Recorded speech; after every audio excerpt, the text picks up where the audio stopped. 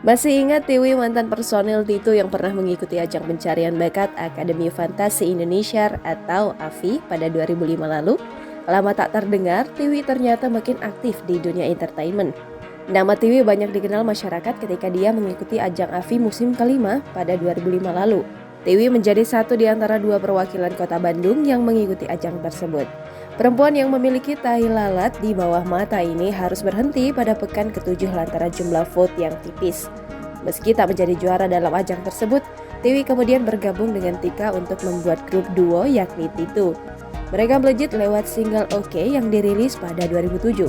Album ini mampu menyabet Platinum Award dengan jumlah penjualan yang sampai bulan Mei 2008 menembus 125.000 kopi dan RBT 734.000. Namun keduanya kemudian memutuskan untuk membubarkan Tito pada 2014 dan menjalani kehidupan masing-masing. Tiwi juga sempat menikah dengan pria berkebangsaan Jepang, namun pernikahan itu kandas. Perempuan bernama lengkap Prastiwi Dwi Arti itu kemudian kembali menikah dengan Arsyad Ar-Rahman pada 22 Februari 2020 lalu. Sudah jarang disorot, ternyata Tiwi kini sangat menikmati perannya sebagai orang tua dari dua anak.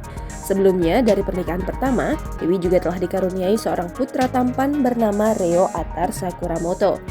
Meski sudah menikah selama 2 tahun, Tiwi dan Arsyad masih terlihat seperti pengantin baru loh, dan mereka juga terlihat sangat mesra.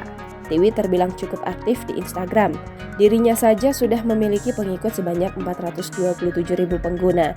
Di sana, Tiwi banyak membagikan potret dirinya bersama suami dan anak-anaknya. Meski Tito sudah resmi bubar, namun hubungan Tiwi dan Tika tetap terjalin rukun. Bahkan beberapa waktu lalu, Tiwi dan Tika melakukan pemotretan bersama.